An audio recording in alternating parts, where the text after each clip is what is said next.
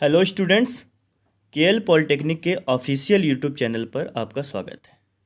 Computer science engineering के fourth semester के student जिन्हें object oriented programming using Java पढ़ना है, उनका सिलेबस ऑलरेडी पिछले वीडियो में डिस्कस किया जा चुका है। आज उसी सिलेबस के अकॉर्डिंग हम object oriented programming using Java, या जिसे शॉर्ट फॉर्म में अगर हम जावा प्रोग्रामिंग बोले तो उसके यूनिट 1 को आज हम लोग पढ़ेंगे और डिस्कस करेंगे। इसके जितने भी इम्पोर्टेंट कॉन्सेप्ट हैं, जितने भी इम्पोर्टेंट टॉपिक्स हैं यूनिट 1 के, वो आज सभी इस वीडियो में कवर होंगे। तो जैसा कि यूनिट 1 में है, यूनिट 1 में सबसे जो इम्पोर्टेंट टॉपिक है वो है ऑब्जेक्ट ओरिएंटेड प्रोग्रामिंग। जैसा कि यूनिट 1 का नाम ही है इंट्रोडक्शन एंड फीचर्स। तो आज हम लोग देखेंगे कि आखिर ये ऑब्जेक्ट ओरिएंटेड प्रोग्रामिंग है क्या, और साथ ही साथ इसके पहले की जो प्रोग्रामिंग टेक्निक है जिसे हम लोग क्या बोलते हैं प्रोसीजर ओरिएंटेड प्रोग्रामिंग, उसको भी साथ में डिस्कस करेंगे और दोनों में अंतर भी पता लगाएंगे कि आखिर ये दोनों आपस में अलग क्यों हैं। तो एक बार फिर से बहुत बहुत स्वागत है आपका इस वीडियो में। तो सबसे पहले ऑब्जेक्ट ओरिएंटेड प्रोग्रामिंग क्या है। तो पहला लाइन क्या है कि ऑब्जेक्ट ओरिएंटेड प्रोग्रामिंग में ऑब्जेक्ट्स तथा क्लासेस का यूज करके प्रोग्राम को डिजाइन किया जाता है। ठीक है, ऑब्जेक्ट तथा क्लास। अब यहाँ पे प्रश्न उठता है कि ऑब्जेक्ट्स क्या हैं और क्लासेस क्या हैं। तो ये भी हम लोग आज डिटेल में पढ़ेंगे कि ऑब्जेक्ट क्या है, क्लास क्या है। तो सबसे पहले थोड़ा सा मैं ओवरव्यू बताता हूँ कि ये ऑब्जेक्ट ओरिएंटेड प्रोग्रामिंग, या फिर हम बोले तो सेकंड वाला जो इसका है प्रोसीजर ओरिएंटेड प्रोग्रामिंग, आखिर ये दोनों क्या हैं। तो स्टूडेंट्स, ये दोनों प्रोग्रामिंग करने की शैली हैं। शैली मतलब हम किस तरीके से प्रोग्राम बनाते हैं। तो प्रोग्राम बनाने का एक तरीका है कि हम ऑब्जेक्ट ओरिएंटेड प्रोग्राम बना रहे हैं कि प्रोसीजर ओरिएंटेड प्रोग्राम बना रहे हैं। तो मैं आपको बता दूं कि most of the high level languages जैसे कि सी शार्प, जावा, पीएचपी, ज़्यादातर की जो प्रोग्रामिंग टेक्निक है वो ऑब्जेक्ट ओरिएंटेड है। जबकि आपकी सी प्रोग्रामिंग या फिर पहले की प्रोग्रामिंग लैंग्वेजेस जो कि हैं फोर्ट्रान, बेसिक, कोबोल, एल्गोल, ये सभी आपकी प्रोसीजर ओरिएंटेड थी। तो आखिर ये ऑब्जेक्ट ओरिएंटेड प्रोग्रामिंग शैली में क्या खास बातें हैं। तो इसकी खास बात इसके नाम में ही है कि इसका नाम है ऑब्जेक्ट ओरिएंटेड। यानी अब हम सभी प्रोग्रामिंग को एक ऑब्जेक्ट और क्लास के रूप में देखेंगे। ऑब्जेक्ट मैं आपको बता दूं, ऑब्जेक्ट कोई भी रियल वर्ल्ड एंटिटी हो सकती है। ऑब्जेक्ट बोले तो इस संसार में जितने भी आपको चीज़ें दिख रही हैं, आपके सामने पेन है, मोबाइल है, आप स्वयं जो हो, आपके बगल का आपका फ्रेंड है ना, आपके कमरे में जो भी चीज़ दिख रही है, जो फिजिकल तौर पे यहाँ पे अगर उपस्थित है, तो वो क्या है, वो एक एंटिटी है। हम उसको प्रोग्राम में यूज कर सकते हैं। और जितने भी ऑब्जेक्ट होते हैं उनका खुद का स्टेट होगा और उनका खुद का बिहेवियर होगा। तो ऐसे ऑब्जेक्ट को तथा इन्हीं ऑब्जेक्ट्स को मिला के हम क्लासेस बनाएंगे और फिर ऑब्जेक्ट और क्लासेस की मदद से प्रोग्राम को डिजाइन करेंगे। इसीलिए इसने लिखा है कि ऑब्जेक्ट ओरिएंटेड प्रोग्रामिंग में ऑब्जेक्ट तथा क्लासेस का यूज करके प्रोग्राम को डिजाइन किया जाता है। सेकंड, ऑब्जेक्ट ओरिएंटेड प्रोग्रामिंग, जिसे संक्षेप में ओप्स भी कहते हैं, का मुख्य उद्देश्य रियल वर्ल्ड एंटिटीज को इम्प्लीमेंट करना है। जैसा कि मैंने आपको बताया कि ऑब्जेक्ट ओरिएंटेड प्रोग्रामिंग को शॉर्ट फॉर्म में ओप्स कहते हैं, और इसका जो मेन लक्ष्य है, मेन लक्ष्य यही है कि हम प्रोग्राम बनाएंगे और अपने आसपास की चीज़ों को उसमें इम्प्लीमेंट करेंगे। इसलिए इसने बोला कि रियल वर्ल्ड एंटिटीज को इम्प्लीमेंट करेंगे। अपने प्रोग्रामिंग में हम रियल वर्ल्ड एंटिटी जितने भी हैं सबको क्या करेंगे, इम्प्लीमेंट करेंगे। और ऑब्जेक्ट ओरिएंटेड प्रोग्रामिंग में प्रमुख कॉन्सेप्ट कौन कौन से हैं, जैसे class, object, abstraction, inheritance, polymorphism, encapsulation आदि का यूज करके प्रोग्राम को तैयार करना होता है। तो बिना इन सभी कॉन्सेप्ट के ऑब्जेक्ट ओरिएंटेड प्रोग्रामिंग की आप कल्पना भी नहीं कर सकते हैं। तो अगर आप ज़्यादा अगर ब्रॉड लेवल पे समझना चाहते हैं तो मैं आपको बहुत ही सिंपल सा एक एग्जांपल देता हूँ, और बाद में हम इसको रिलेट करेंगे टेक्निकल टर्म से। जैसा कि आपको पता है कि मानव जो है, मानव जब भगवान ने क्या किया था, मानव को बनाया था। तो मानव को अब मान लो कि क्या है, क्लास है। सिंपल सा मानव क्लास है। अब ये क्लास किसका हुआ, मैंने क्लास क्या बताया, मैंने क्लास ये बताया क्लास ऑब्जेक्ट का कलेक्शन होता है। तो अब मानव किसका कलेक्शन है, मानव में दो ही जातियाँ आती हैं, एक पुरुष एक महिला, यानी जितने भी इस संसार के पुरुष और जितने भी संसार की महिलाएं हैं वे सभी क्या होंगी, एक ऑब्जेक्ट होंगी। और वो सभी ऑब्जेक्ट किस क्लास के अंदर आएंगी, मानव के अंदर। अब मानव एक क्लास हो गया, जिसे हम लोग मान लो अगर बोलें कि हमारा क्लास क्या हो गया है, ये ह्यूमन क्लास क्या हो गया हमारा, ह्यूमन एक क्लास हो गया। तो अब इसके आपके दो ऑब्जेक्ट हो गए। पहला ऑब्जेक्ट अगर देखा जाए तो क्या है आपका, मेल, और सेकंड आपका क्या हो गया, फीमेल। ठीक है, तो यहाँ से कॉन्सेप्ट समझ में आ रहा है कि क्लास क्या हो गया, ह्यूमन, और दो ऑब्जेक्ट इसके होंगे कौन से, मेल और फीमेल। क्या आप हमको ये बता सकते हैं कि मेल के जितने प्रॉपर्टीज होते हैं वो फीमेल से मिलते हैं? कुछ कुछ मिलते भी हैं, कुछ कुछ नहीं मिलते हैं। जैसे मेल की बात करें तो मेल के अगर प्रॉपर्टीज बात, उसके पास भी कितने होते हैं, 2 हाथ। फीमेल के पास भी 2 हाथ होते हैं। मेल के पास 1 नाक, फीमेल के पास भी 1 नाक। 2 पैर मेल के पास भी, 2 पैर फीमेल के पास भी, है ना। लेकिन कुछ कुछ चीज़ें डिफ़र भी होती हैं। ऐसे ही जैसे कुछ काम जो मेल कर सकते हैं वो काम जो फीमेल है वो नहीं कर सकते। तो कुछ जो प्रॉपर्टीज़ होती हैं वो डिफ़र भी करती है, यानी कुछ जो फिजिकल प्रॉपर्टीज़ हैं वो मिलती भी हैं, कुछ नहीं भी मिलती है। तो हम ये कह सकते हैं कि दोनों ऑब्जेक्ट एक दूसरे से अलग हैं।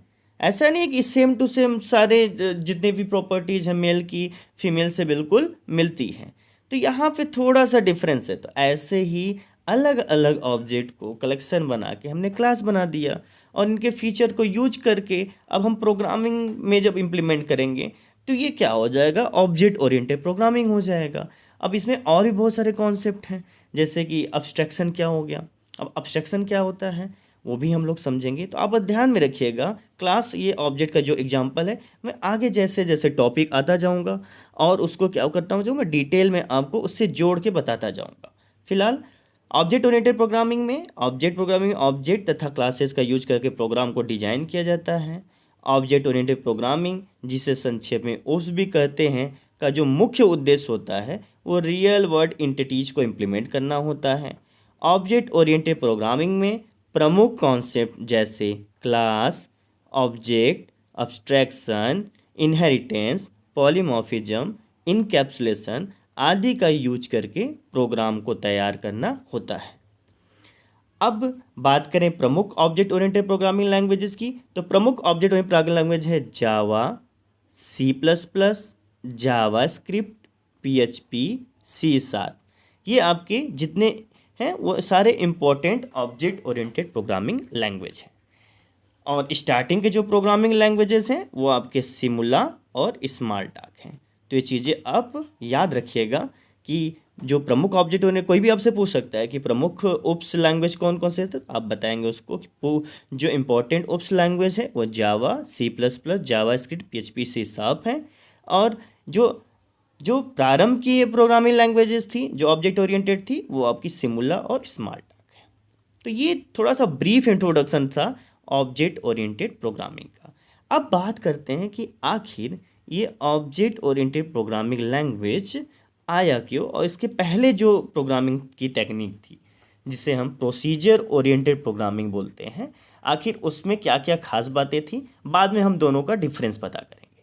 तो जो प्रोसीजर ओरिएंटेड प्रोग्रामिंग थी वो स्ट्रक्चर प्रोग्रामिंग थी। क्या थी आपकी, स्ट्रक्चर। कौन सी प्रोग्रामिंग थी टेक्निक, आप यहाँ पे देखेंगे, यहाँ पे ये आपकी कैसी टेक्निक थी, स्ट्रक्चर प्रोग्रामिंग, है ना। अब स्ट्रक्चर प्रोग्रामिंग का क्या कॉन्सेप्ट है, स्ट्रक्चर प्रोग्रामिंग क्या है कि ये इसमें क्या होता था, एक स्ट्रक्चर डिफाइन होता था, यानी सारे काम के लिए अलग अलग फंक्शंस डिक्लेयर किए जाते थे और वो फंक्शंस एक दूसरे से आपस में कम्युनिकेट करते थे किसी भी प्रोग्राम को एग्जीक्यूट करने में। क्योंकि आपको पता ही है कि प्रोग्राम क्या होता है, इंस्ट्रक्शंस का सेट होता है जो प्रॉपर सीक्वेंस में क्या करता है, एग्जीक्यूट होता है। तो प्रोसीजर भी क्या होता है, एक तरीका होता है, फंक्शन होता है। प्रोसीजर को हम क्या बोल सकते हैं, फंक्शन भी। प्रोसीजर ओरिएंटेड प्रोग्रामिंग में प्रोसीजर्स को कॉल किया जाता है, ठीक है। यानी प्रोसीजर ओरिएंटेड प्रोग्रामिंग में हम किसको कॉल करते हैं, आप देखिए प्रोसीजर को, किसको कॉल करते हैं, प्रोसीजर को। जबकि ऑब्जेक्ट ओरिएंटेड प्रोग्रामिंग में हम किसको कॉल करते थे, हम लोग ऑब्जेक्ट को कॉल करते थे। किसको कॉल करते थे? ऑब्जेक्ट को। तो बेसिक डिफरेंस क्या है ऑब्जेक्ट और प्रोसीजर का? जब हम किसी प्रोग्रामिंग टेक्निक में ऑब्जेक्ट को कॉल करते हैं, या जो बेसिक फंडामेंटल यूनिट होगा उस प्रोग्रामिंग का अगर ऑब्जेक्ट होगा तो वो ऑब्जेक्ट ओरिएंटेड प्रोग्रामिंग हो गया। जब किसी प्रोग्रामिंग टेक्निक में जो बेसिक फंडामेंटल यूनिट होगा वो प्रोसीजर होगा तो वो आपका प्रोसीजर ओरिएंटेड प्रोग्रामिंग हो जाएगा। प्रोसीजर को वास्तव में फंक्शन, रूटीन और सब रूटीन कहा जाता है। रूटीन तो आपको पता ही है, रूटीन मतलब करने का एक तरीका। जैसे आप सुबह उठते हो, फिर आप मॉर्निंग वॉक पे जाते हो, फिर नहाते हो, फिर खाते हो, तो आपका एक डेली रूटीन सेट होता है। ठीक उसी तरीके से फंक्शन में भी इंस्ट्रक्शंस का जो होता है एक ऐसा सेट होता है जो हर काम करने के लिए प्रॉपर डिफाइन होता है कि कौन सा काम कब होगा। तो ऐसे ही इंस्ट्रक्शंस के सेट को जिन्हें फंक्शन कहते हैं जब प्रोग्राम में यूज करते हैं तो आपका प्रोसीजर ओरिएंटेड हो जाता है। अब प्रोसीजर के अंदर होता क्या है? प्रोसीजर के अंदर डिफरेंट कंप्यूटेशनल स्टेप्स होते हैं। अब कंप्यूटेशनल स्टेप्स क्या होते हैं? गणनात्मक चरण, जिसमें हम क्या कि कुछ चीज़ों की गणना करते हैं, कुछ चीज़ों का निर्धारण करते हैं। और ख़ास बात यह है कि ये सभी जो कंप्यूटेशनल स्टेप्स होते हैं वो एक प्रॉपर सीक्वेंस में रहते हैं, क्योंकि इंस्ट्रक्शंस की परिभाषा ये है कि सारे जो स्टेप्स होंगे वो सीक्वेंस में होने चाहिए। तो जो आपस में क्या करते हैं? कम्युनिकेट करते हैं। प्रोग्राम के एग्जीक्यूशन के दौरान किसी भी प्रोसीजर को किसी भी टाइम पर कॉल किया जा सकता है। यानी कि अगर एक बार प्रोग्रामिंग स्टार्ट हो गई, अगर प्रोग्राम एग्जीक्यूट हो रहा है, तो अगर उसमें आपने एक से अधिक प्रोसीजर अगर डिफाइन करके रखा है तो किसी भी प्रोसीजर को किसी भी टाइम पर कॉल किया जा सकता है। किसी भी प्रोसीजर को किसी भी टाइम पर कॉल किया जा सकता है। अब प्रमुख प्रोसीजर ओरिएंटेड प्रोग्रामिंग लैंग्वेजेस क्या हैं? तो आपका बहुत ही फेमस लैंग्वेज सी प्रोग्रामिंग जो लैंग्वेज है वो आपका कैसा है? प्रोसीजर ओरिएंटेड है ना। तो ये याद रखिएगा। एक तरीके से अगर डिफरेंस की बात की जाए तो आपका अगर डिफरेंस की बात करें तो सी प्रोग्रामिंग आपकी प्रोसीजर ओरिएंटेड और जावा आपकी ऑब्जेक्ट ओरिएंटेड। तो बेसिक डिफरेंस यहाँ से भी हो गया। अगर कोई पूछ दे आपसे सी प्रोग्रामिंग और जावा में डिफरेंस, तो सेम टू सेम डिफरेंस जाएगा जो कि ऑब्जेक्ट ओरिएंटेड प्रोग्रामिंग और प्रोसीजर ओरिएंटेड प्रोग्रामिंग का है। ठीक है, अब हम यहाँ पे टेबल में पॉइंट टू पॉइंट सभी के बीच का जो अंतर है बहुत ही अच्छे से समझ लेते हैं। तो दो टेबल हैं, एक तरफ आपका प्रोसीजर ओरिएंटेड प्रोग्रामिंग है जिसे हम लोग शॉर्ट फॉर्म में पीओपी कहेंगे, और सेकंड वाला जो आपका है टेबल उसमें ओप्स है यानी ऑब्जेक्ट ओरिएंटेड प्रोग्रामिंग है। तो पहला पॉइंट, प्रोसीजर ओरिएंटेड प्रोग्रामिंग में प्रोग्राम को छोटे छोटे भागों में डिवाइड किया जाता है जिसे फंक्शन कहते हैं। ठीक है, यानी जो बिल्डिंग ब्लॉक होता है या सबसे इनिशियल पॉइंट जो होती है पीओपी यानी प्रोसीजर ओरिएंटेड प्रोग्रामिंग का, वो फंक्शन होता है। ठीक है, फंक्शन या फिर हम बोले तो प्रोसीजर। ऑब्जेक्ट ओरिएंटेड प्रोग्रामिंग में प्रोग्राम्स को ऑब्जेक्ट्स में डिवाइड किया जाता है। यानी अगर किसी ऑब्जेक्ट ओरिएंटेड प्रोग्रामिंग को आप अगर छोटे से छोटे भागों में तोड़ते जाएंगे तो आपको क्या मिलेगा? ऑब्जेक्ट मिलेगा।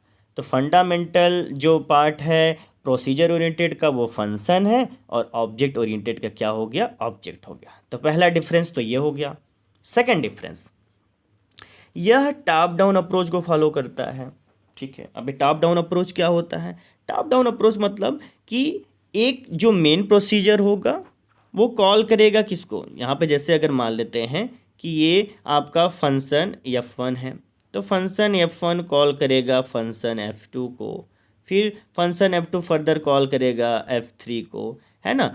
तो ऐसे क्या करेंगे? सेगमेंट में बढ़ता जाएगा, मतलब टॉप से डाउन की तरफ, है ना। जितने भी जो प्रोसीजर की कॉलिंग होगी वो टॉप टू डाउन होगा। और ये क्या होता है? बॉटम अप अप्रोच को फॉलो करता है। यानी ओप्स जो होता है वो किसको फॉलो करता है? बॉटम अप अप्रोच को। तो दोनों की जो प्रोग्राम की अप्रोच है, प्रोग्रामिंग करने की जो तरीके हैं वो दोनों डिफरेंट है। प्रोसीजर में वो टॉप डाउन अप्रोच को फॉलो करता है और ऑब्जेक्ट ओरिएंटेड में यह बॉटम अप अप्रोच को फॉलो करता है। थर्ड, इसमें कोई एक्सेस स्पेसिफायर नहीं दिया रहता है और ऑब्जेक्ट ओरिएंटेड में एक्सेस स्पेसिफायर डिक्लेयर किया जाता है। ये बहुत ही इम्पॉर्टेंट है। ये बहुत ही क्या है? इम्पॉर्टेंट है। देखा जाए तो ओप्स और पीओपी का जो सबसे बढ़िया और बेहतरीन जो डिफरेंस है वो यही है। अब यहाँ पे बात करते हैं कि ऐसा क्या खास बात हो गया। तो जैसी बात है, एक्सेस स्पेसिफायर क्या होते हैं? एक्सेस मतलब किसी चीज़ को प्राप्त करना, और स्पेसिफायर क्या कहता है? प्राप्त करने वालों को बताया जाता है, मतलब कौन इस चीज़ को प्राप्त करेगा। ठीक है, तो मैं कुछ एक्सेस स्पेसिफायर लिख देता हूँ, जैसे कि आपका पहला पब्लिक, सेकंड आपका हो गया प्राइवेट, थर्ड आपका हो गया प्रोटेक्टेड, और लास्ट में आपका है डिफ़ॉल्ट, DEFAULT। ठीक है, ये सभी क्या है? आपके एक्सेस स्पेसिफायर है, जो यह बताते हैं कि कौन इस ब्लॉक को, यानी इस प्रोग्राम के हिस्से को कौन एक्सेस करेगा। ठीक है, इससे क्या पता चलती है? इसकी सिक्योरिटी पता चलती है। तो यानी कि जितने भी प्रोसीजर ओरिएंटेड प्रोग्रामिंग है, उसमें सिक्योरिटी के हिसाब से देखा जाए तो बहुत ही कम सिक्योर होते हैं, जबकि ऑब्जेक्ट ओरिएंटेड प्रोग्रामिंग जितने भी लैंग्वेजेस होती हैं वो क्या होती हैं? बहुत ही सिक्योर होती हैं, है ना। तो ये बहुत ही बेहतरीन डिफरेंस है, या कहें तो बहुत इंपॉर्टेंट डिफरेंस है, जो इसको बहुत ही क्या बनाता है? बहुत इंपॉर्टेंट बनाता है। यहीं पे क्या होता है कि ऑब्जेक्ट ओरिएंटेड प्रोग्रामिंग थोड़ा सा आगे निकल जाता है, किससे? आपके प्रोसीजर ओरिएंटेड के। यानी सी और जावा में अगर डिफरेंस की बात किया जाए तो सबसे इम्पॉर्टेंट डिफरेंस यही है कि सी प्रोग्राम में जो भी सॉफ्टवेयर बनता है या फिर एप्लीकेशन डेवलप किया जाता है वो थोड़ा सा कम सिक्योर होता है, जबकि जावा में डेवलप किए गए एप्लीकेशन ज़्यादा सिक्योर होते हैं। चौथा डिफरेंस, नए डेटा तथा फंक्शन को ऐड करना मुश्किल होता है। अब एक बार अगर आपने प्रोसीजर डिक्लेयर कर दिया तो बाद में आप जब प्रोसीजर में कुछ चेंज करना चाहेंगे तो थोड़ा सा इसमें डिफ़िकल्ट होगा, यानी मुश्किल होगा। जबकि ओप्स क्या है? बॉटम अप अप्रोच को फॉलो करता है, तो इसमें आप लास्ट में भी आप नए फंक्शंस को या मेथड को, हालांकि ओप्स प्रोग्रामिंग यानी जावा प्रोग्रामिंग में हम फंक्शन को मेथड्स के नाम से भी जानते हैं, तो मेथड्स को आप ऐड आसानी से कर सकते हैं। पांचवा डिफरेंस, डेटा हेडिंग उपलब्ध नहीं होने के कारण कम सिक्योर है। ठीक है, और ये क्या है? डेटा हेडिंग उपलब्ध होने के कारण अधिक सिक्योर है। अब ये डेटा हेडिंग क्या है? डेटा हेडिंग क्या करते हैं कि जब हम क्लास में ऑब्जेक्ट को बाइंड कर देते हैं। अब यहाँ पे क्लास का कोई कॉन्सेप्ट नहीं है, प्रोसीजर ओरिएंटेड में क्लास का कोई कॉन्सेप्ट नहीं है, वहाँ पे केवल और केवल प्रोसीजर की बात की जाती है, और प्रोसीजर को कोई भी देख सकता है, आउटसाइड द प्रोग्राम भी एक्सेस कर सकते हैं। जबकि डेटा हेडिंग कॉन्सेप्ट ये कहता है कि क्लास में हम मेथड और ऑब्जेक्ट या डेटा मेंबर को बाइंड कर देते हैं। यानी अगर आपको किसी ऑब्जेक्ट की, किसी क्लास के ऑब्जेक्ट को एक्सेस करना है तो सबसे पहले आपको उस क्लास को एक्सेस करना पड़ेगा। और हालांकि क्लास के पास क्या होगा पहले से, अब मैंने बता के क्या रखा है कि आपके क्लास के पास क्या क्या है? आपके क्लास के पास एक्सेस स्पेसिफायर है। एक्सेस स्पेसिफायर है जो उसको एक्सेस करने से रोकेगा। अगर वो पब्लिक है तो कोई भी एक्सेस करेगा, अगर पब्लिक नहीं है, प्रोटेक्टेड है, तो उसमें अलग तरीके से वर्क करेगा, प्राइवेट में अलग करेगा, डिफ़ॉल्ट में अलग करेगा। वो आगे के वीडियोस में जब हम पढ़ेंगे डेटा हाइडिंग का कॉन्सेप्ट, तो वहाँ पे मैं आपको बताऊँगा कि पब्लिक का क्या यूज है, प्रोटेक्टेड का क्या यूज है, और प्राइवेट का और डिफ़ॉल्ट का क्या यूज है। अभी के लिए आप केवल इतना जान लीजिए कि सी प्रोग्रामिंग या फिर प्रोसीजर ओरिएंटेड प्रोग्रामिंग में डेटा हेडिंग का कॉन्सेप्ट नहीं है, इसलिए कम सिक्योर है, जबकि ऑब्जेक्ट ओरिएंटेड प्रोग्रामिंग में डेटा हेडिंग है, इसलिए ये अधिक सिक्योर है। छठा टॉपिक, छठा है आपका, इसमें ओवरलोडिंग संभव नहीं है। अब ओवरलोडिंग क्या है? ओवरलोडिंग का मतलब ये होता है कि जैसे मान लें आपने एक प्रोसीजर डिफाइन कर दिया, अब उसी प्रोसीजर का नाम सेम रखते हुए क्या किया, उसके थोड़ा सा उससे अलग वर्क कराना चाहें तो उसको हम बोलते हैं ओवरलोडिंग, है ना। तो ऐसा व्यवस्था आपका प्रोसीजर ओरिएंटेड में नहीं है, जबकि सी प्रोग्रामिंग में है। ओवरलोडिंग को हम पॉलीमॉर्फिज्म वाले चैप्टर में जब हम वो वाली यूनिट डिस्कस करेंगे तो वहाँ पे आपको ओवरलोडिंग, साथ ही साथ इसके भाई ओवरराइडिंग को भी वहीं पर समझेंगे कि आखिर ये ओवरलोडिंग कैसे होता है और ओवरराइडिंग कैसा होता है। बस आप अभी जानिए कि ओवरलोडिंग का कॉन्सेप्ट जो है वो प्रोसीजर ओरिएंटेड में नहीं है, जबकि ओवरलोडिंग का कॉन्सेप्ट ऑब्जेक्ट ओरिएंटेड प्रोग्रामिंग में है। कुछ सातवां टॉपिक क्या है? एग्जाम्पल्स है।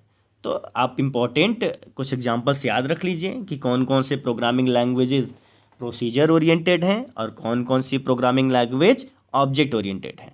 तो सी, बेसिक, फोर्ट्रान और कोबोल क्या है, प्रोसीजर ओरिएंटेड है, जबकि Java, C plus plus, PHP, C sharp, Python ये सभी आपकी ऑब्जेक्ट ओरिएंटेड है। चलिए, ये तो यहाँ तो आपका डिफरेंस क्लियर हो गया कि ऑब्जेक्ट ओरिएंटेड प्रोग्रामिंग क्या है और प्रोसीजर ओरिएंटेड प्रोग्रामिंग क्या है। प्रोसीजर ओरिएंटेड मतलब जिसका किस पे आधारित होगा, प्रोसीजर पे आधारित होगा। प्रोसीजर को हम लोग फंक्शंस भी कहते हैं, जबकि ऑब्जेक्ट ओरिएंटेड में प्रोग्राम किस पे आधारित होगा, ऑब्जेक्ट पे आधारित होगा। ठीक है, तो मेन डिफरेंस ये होगा, और भी बहुत सारे डिफरेंस को हमने टेबल में डिस्कस कर लिया। अब जिसकी वजह से ऑब्जेक्ट ओरिएंटेड प्रोग्रामिंग बहुत ही फेमस है वो है उनका कॉन्सेप्ट। तो ऑब्जेक्ट ओरिएंटेड प्रोग्रामिंग के 6 बहुत ही इम्पोर्टेंट कॉन्सेप्ट हैं, जिनके नाम हैं यहाँ पर object, class, inheritance, abstraction, encapsulation और पॉलीमॉर्फिज्म। तो ये 6 नाम आप बिल्कुल अच्छे से याद कर लीजिए, और यूँ कहिए कि आपका जो पूरा का पूरा सिलेबस है, यानी जावा प्रोग्रामिंग का पूरा सिलेबस है, वो इन्हीं 6, ये जो आप देख रहे हैं ये पूरे 6, यही 6 कॉन्सेप्ट पे ही बना हुआ है। जिस किसी ने भी इस 6 कॉन्सेप्ट को अच्छे से, बिल्कुल अच्छे तरीके से स्टडी कर लिया, तो अब आप समझ जाइए कि ऑब्जेक्ट ओरिएंटेड प्रोग्रामिंग में फिर उसके बाद कुछ बचा नहीं, आपके सारे कॉन्सेप्ट अच्छे से क्लियर हो जाएंगे। तो मैं पूरा प्रयास करूँगा कि आपको प्रत्येक कॉन्सेप्ट को अच्छे से अच्छे तरीके से समझा पाऊँ, जिससे आपके सारे कॉन्सेप्ट क्लियर हो सकें। मोर प्रैक्टिकली अप्रोच अगर मिल जाएगा तो ज़्यादा आप समझ पाएंगे। फ़िलहाल अभी हम लोग डिस्कस करते हैं इसके थ्योरेटिकल पार्ट को। तो सबसे पहला जो आपका कॉन्सेप्ट है वो है ऑब्जेक्ट। चलिए देखते हैं ये ऑब्जेक्ट क्या है। ऑब्जेक्ट, ऐसी बात करें तो ऑब्जेक्ट आपको पता है, ऑब्जेक्ट कोई भी रियल वर्ल्ड एंटिटी हो सकती है। आप अपने आँखें खोलिए और आपकी आँखों के सामने जो भी चीज़ दिखाई दे रही है वो सभी ऑब्जेक्ट है। So clear and so simple. Chair दिख रहा है, पेन दिख रहा है, मोबाइल दिख रहा है, वट एवर जो भी चीज़ आपको दिख रही हैं वो सभी क्या है, ऑब्जेक्ट है। अब एक चीज़ और, प्रत्येक ऑब्जेक्ट का अपना स्वयं का स्टेट और बिहेवियर होता है। ठीक है, अब यहाँ पे बात करते हैं स्टेट क्या होता है। स्टेट मतलब उसकी अवस्था, वो उसका रंग कैसा है, उसका आकार कैसा है ना। और बिहेवियर वो काम क्या करता है। जैसे कि मैं, अगर हम अपने आप को ऑब्जेक्ट माने तो मेरा स्टेट क्या है, मैं कितना लंबा हूँ, कितना मोटा हूँ, कौन सा कलर है मेरा, कलर तो आपको पता ही होगा। ठीक है, छोड़ते हैं। बिहेवियर हाँ, बिहेवियर की बात करें तो मैं खाता हूँ, अभी खाते होंगे, मैं सोता हूँ, अभी सोते होंगे, और मैं दौड़ता हूँ। बहुत सारे हमारे जो फंक्शंस हैं वही मेरी बिहेवियर है। तो हर ऐसे ही जितने भी ऑब्जेक्ट होते हैं सबका अपना खुद का स्टेट और खुद अपना बिहेवियर भी होता है। अब यहाँ पे एक इम्पॉर्टेंट बात है कि ऑब्जेक्ट फिजिकल और लॉजिकल एंटिटी हो सकती है। हाँ, यहाँ पे इम्पॉर्टेंट बात है कि फिजिकल और लॉजिकल की बात किया कि फिजिकल एंटिटी मतलब जो एग्जिस्ट कर रही है, मतलब वर्तमान में जो इस संसार में विद्यमान है, और एक लॉजिकल एंटिटी में जो तर्क में है, जिसे हम देख नहीं सकते। क्या तर्क को कोई दिखता है क्या? तर्क तो लॉजिकल चीज़, मतलब दिखता नहीं है, केवल फील किया जा सकता है कि नहीं हाँ ये लॉजिकल एंटिटी है। जैसे कि लोन की बात करें, इंटरेस्ट की बात करें, तो बैंक का लोन किसी ने देखा है क्या? अरे वो अमाउंट की बात नहीं कर रहा हूँ, ऐसे फिजिकली आप देख नहीं पाओगे ना। तो वो क्या हो गई, आपकी एक लॉजिकल एंटिटी हो गई। जबकि मैं जो कि फिजिकली एग्जिस्ट करता हूँ, तो मैं कैसे एंटिटी हो गया, फिजिकल एंटिटी हो गया। तो इसी तरीके से ऑब्जेक्ट कोई भी हो सकता है, फिजिकल एंटिटी भी हो सकता है और लॉजिकल एंटिटी भी हो सकता है।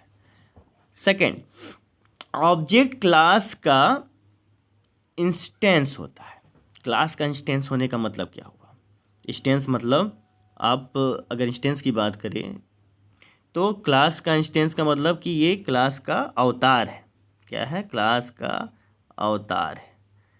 अब ये अवतार का कॉन्सेप्ट कहाँ से आ गया? इंस्टेंस का मतलब उसका ही एक हिस्सा है, यानी कि जितने भी ऑब्जेक्ट होते हैं वो किस को फॉलो करते हैं, उस क्लास को। यानी जो क्लास की जनरल प्रॉपर्टी होती है, क्लास का जो जनरल प्रॉपर्टी जितने भी मेथड्स होते हैं वो सभी ऑब्जेक्ट पर लागू होता है ना, जो भी ऑब्जेक्ट उस क्लास का होता है। और साथ ही साथ ऑब्जेक्ट क्या करता है, ऑब्जेक्ट मेमोरी में स्थान ग्रहण करता है। मेमोरी में स्थान ग्रहण करता मतलब ऑब्जेक्ट को मेमोरी एलोकेट की जाती है। अब एक एग्जांपल से समझ लेते हैं कि अगर डॉग एक ऑब्जेक्ट है, मान लेते हैं अगर डॉग एक ऑब्जेक्ट है तो उसका स्टेट क्या होगा, उसका नाम, मान लेते हैं नाम उसका टॉमी है, कलर उसका क्या है, ब्लैक है, ब्रीड मतलब उसकी किस प्रजाति का वो कुत्ता है तो वो बुलडॉग प्रजाति का है। साथ ही उसका बिहेवियर की बात करें तो कुत्ता है तो भौंकेगा, साथ ही साथ खाएगा, और साथ ही साथ स्लीपिंग यानी भौंकना, खाना और सोना उसका क्या है, बिहेवियर है। तो इस तरीके से हमने समझा कि ये ऑब्जेक्ट क्या है। ऑब्जेक्ट क्या है, ऑब्जेक्ट कोई भी रियल वर्ल्ड एंटिटी हो सकती है। प्रत्येक ऑब्जेक्ट का अपना स्वयं का स्टेट तथा बिहेवियर होता है। ऑब्जेक्ट फिजिकल तथा लॉजिकल एंटिटी हो सकती है। ऑब्जेक्ट क्लास का इंस्टेंस होता है जो मेमोरी में स्थान ग्रहण करता है। ये था ऑब्जेक्ट। सेकंड जो इसका इंपॉर्टेंट कॉन्सेप्ट है वो है क्लास। चलिए क्लास को देखते हैं। क्लास, क्लास ऑब्जेक्ट का कलेक्शन होता है। बहुत ही सही। क्लास एक लॉजिकल एंटिटी होती है। लॉजिकल एंटिटी होती है, बिल्कुल। क्लास फिजिकल एंटिटी नहीं होती है। क्लास को हम एक लॉजिकल नेम देते हैं, यानी जितने भी ऑब्जेक्ट होते हैं उनको हम एक जगह पे कैटेगराइज कर लेते हैं, कलेक्ट कर लेते हैं और फिर उसको एक नाम दे देते हैं। और जो भी नाम देते हैं वो एक लॉजिकल एंटिटी होगी, क्योंकि नाम हमने खुद से दिया है। नाम तो कहीं पे रहेगा नहीं, नाम तो हमने खुद से दिया है, इसलिए वो क्या है, लॉजिकल एंटिटी है। क्लास को एक ब्लूप्रिंट की तरह परिभाषित किया जा सकता है, जिसकी मदद से हम सिंगल ऑब्जेक्ट को क्रिएट कर सकते हैं। जैसा कि मैंने बताया कि क्लास को हम पहले डिफाइन करते हैं, यानी क्लास में जो भी चीज़ें होंगी वो डिफाइन की जाएंगी, वास्तव में उपलब्ध नहीं होगा, उसको डिफाइन कर देंगे और उसको जो फॉलो करेगा वही आपका क्या होगा, ऑब्जेक्ट होगा। यानी उसके बेसिस पे, यानी उस क्लास के प्रॉपर्टीज़ के बेसिस पर हम ऑब्जेक्ट को क्या करते हैं, क्रिएट करते हैं। और जावा के प्रोग्राम में कम से कम एक क्लास अवश्य प्रेजेंट होता है। ये यानी कि अगर कोई भी जावा का प्रोग्राम है तो उसमें एक क्लास जरूर होगा। अब यहाँ पे सवाल ये उठता है क्या एक ही क्लास होगा? जी नहीं, क्लासेस बहुत सारे हो सकते हैं, लेकिन मिनिमम जो रिक्वायरमेंट है वो एक क्लास की है। एक क्लास बिना आप जावा का कोई भी प्रोग्राम आप नहीं बना सकते हैं। एग्जाम्पल की बात करें तो एनिमल एक क्लास है।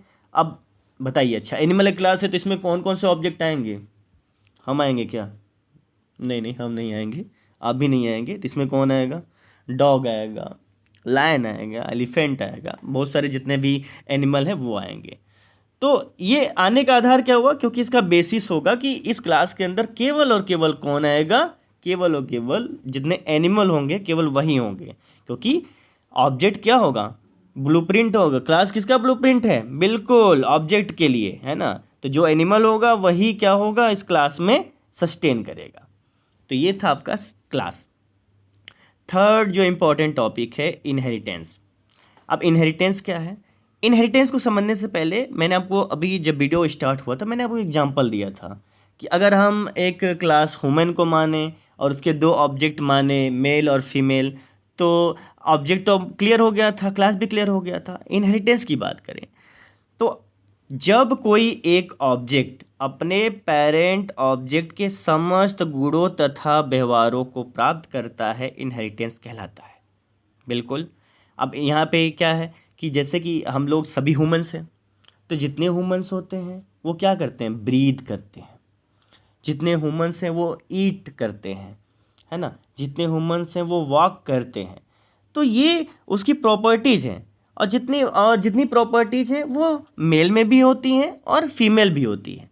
यानी कि जो मेन क्लास है, यानी ह्यूमन जो अगर क्लास है तो उस क्लास की जितनी भी प्रॉपर्टीज़ है उसको कौन एक्सेस करता है? मेल भी करता है और फीमेल भी करता है। तो यहाँ पे क्या हो रहा है? इनहेरिटेंस हो रहा है ना। अब यही मेल का जो चाइल्ड होगा वो क्या करेगा? मेल की प्रॉपर्टी को भी एक्सेस करेगा। यानी अगर कुछ डिफरेंट प्रॉपर्टीज़ होंगी ह्यूमन से डिफरेंट मेल में, तो वो दोनों प्रॉपर्टीज़ किस में हो जाएंगी? चाइल्ड में हो जाएंगी। तो ये इनहेरिटेंस हो जाएगा। अब इनहेरिटेंस क्या करता है? इनहेरिटेंस कोड रीयूजेबिलिटी प्रदान करता है। अब कोड रीयूजेबिलिटी क्या है?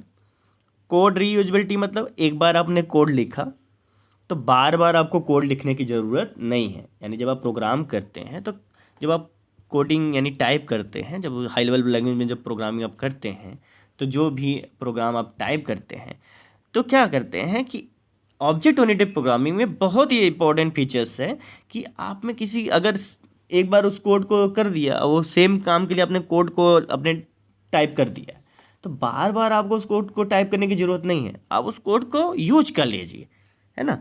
तो उस कोड को फिर से यूज करना ही क्या कहलाता है? Code reusability. और इनहेरिटेंस कोड रीयूजेबिलिटी प्रदान करता है। अब इनहेरिटेंस की मदद से रन टाइम पॉलीमॉर्फिज्म प्राप्त किया जाता है। अब पॉलीमॉर्फिज्म क्या है, जस्ट इसके आगे का कॉन्सेप्ट है, वहाँ पे आप समझेंगे। अभी जानिए क्या कि इनहेरिटेंस की मदद से हमको क्या मिलता है? Run time polymorphism. इनहेरिटेंस की मदद से रन टाइम पॉलीमॉर्फिज्म प्राप्त किया जाता है। इनहेरिटेंस को प्राप्त करने के लिए एक्सटेंड्स कीवर्ड का यूज किया जाता है। किस कीवर्ड का? एक्सटेंड्स कीवर्ड का यूज किया जाता है।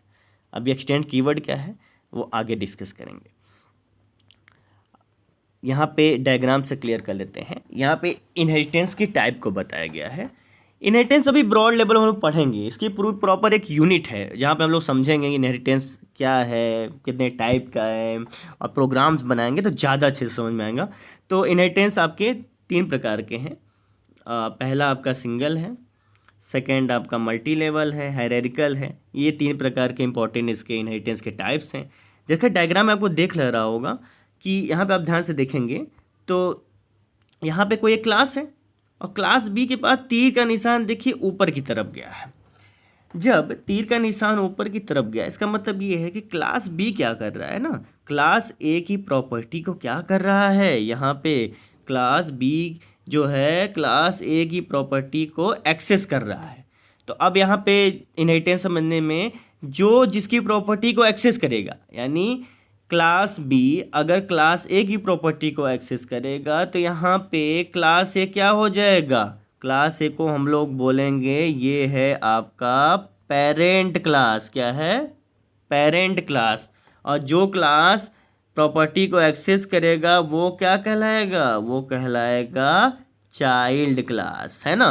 तो 2 टॉपिक यहाँ पे भी क्लियर हो गया कि इनहेरिटेंस में जो क्लास जिस क्लास की प्रॉपर्टी को एक्सेस करेगा वो पेरेंट क्लास कहलाएगा, और जो एक्सेस करेगा उसको हम लोग क्या बोलेंगे? Child class.